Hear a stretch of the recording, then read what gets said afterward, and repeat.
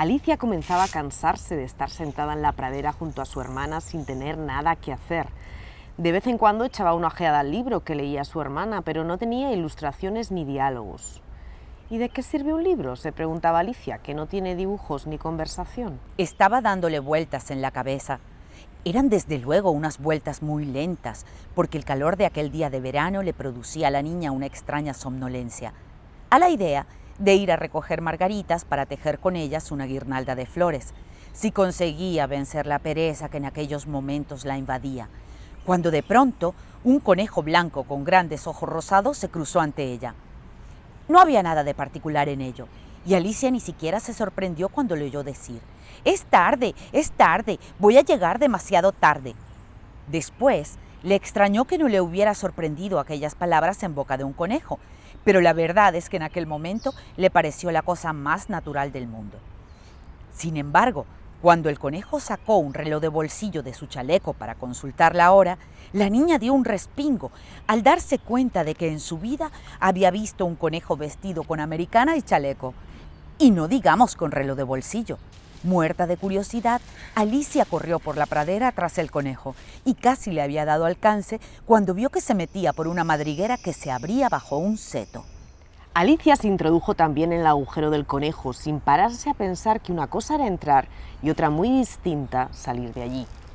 La madriguera del conejo era como un túnel muy largo que de repente caía en vertical. Tan de repente que Alicia no tuvo ni tiempo de pensar en frenar su caída, y así la niña se precipitó por lo que parecían ser las paredes de un pozo muy profundo. ¿Era el pozo realmente tan profundo o era que la niña caía muy despacio? No sabría decirlo, pero lo cierto es que en su caída Alicia tuvo tiempo de mirar a su alrededor y preguntarse qué le iba a ocurrir. Al principio trató de mirar hacia abajo para ver lo que había en el fondo de aquel pozo, pero el fondo estaba demasiado oscuro. Así que miró las paredes del pozo y vio que estaban llenas de armarios y estanterías con libros. Aquí y allá había mapas y cuadros colgados de las paredes. Al pasar por una de esas estanterías, Alicia cogió un tarro con un letrero que decía «mermelada de naranja». Pero ¿cuál no sería su desilusión al comprobar que estaba vacío? En lugar de soltarlo por miedo a dañar a alguien que estuviera en el fondo de aquel pozo, prefirió dejarlo en la repisa del armario que estaba a su alcance. «Bueno», se dijo Alicia, «después de una caída como esta, va a parecerme una tontería caerme por las escaleras de mi casa. En casa pensarán que me he vuelto muy valiente. De ahora en adelante no pienso ni rechistar aunque me caiga del tejado». Lo cual, dicho sea de paso, era una gran verdad. Y seguía cayendo, cayendo y cayendo. ¿Es que no acabaría nunca aquella caída? «Me gustaría saber cuántas millas he bajado ya», dijo Alicia en voz alta. «Seguro que ya estoy en el centro de la Tierra. Me parece que eso está a unas 4.000 millas aproximadamente». Como podéis ver, Alicia tenía algunas nociones de geografía que había aprendido en el colegio, y aunque aquel no era el momento ni el lugar oportuno para demostrar sus conocimientos, sobre todo porque no había nadie que la escuchara, tampoco le venía mal dar un repaso. «Sí, creo que esa es la distancia correcta, pero la verdad es que ignoro la latitud y la longitud de mi posición». Alicia no tenía ni la menor idea de lo que eran latitud y longitud, pero le parecían términos muy apropiados para usar en aquellas circunstancias, y siguió dándole vueltas a la misma idea. «A lo mejor atravieso la tierra y caigo por el otro lado.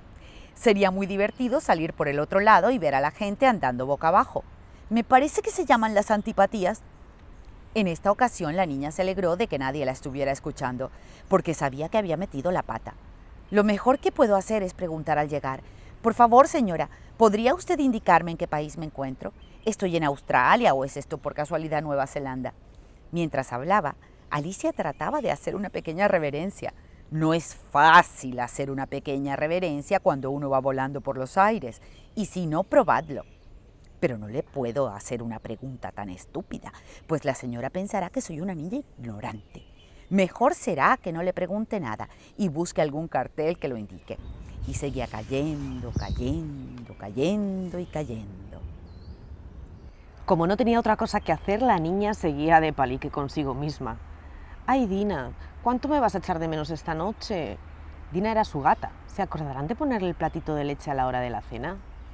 Mi querida Dina, ojalá estuvieras aquí conmigo, aunque me temo que no encontrarías muchos ratones volando por los aires. Pero podrías cazar algún murciélago, que al fin y al cabo se parece bastante al ratón. Me pregunto si comerán murciélagos los gatos, o quizás sea al revés, quizás sean los murciélagos los que se coman a los gatos. Una dulce somnolencia se había apoderado de la niña, lo que no le impedía continuar su perorata, aunque de forma algo confusa. Murciélago, murciégalo, murcieratón, murciegatón. Las palabras se comían unas a otras y daban vueltas y más vueltas en la cabeza de la pobre Alicia. Por fin la niña se quedó profundamente dormida. Soñaba que paseaba con su gatita Dina y que le preguntaba con toda seriedad si alguna vez había comido un murciélago, cuando de pronto, ¡cataplás!, sintió que su cuerpo chocaba contra un montón de hojas secas.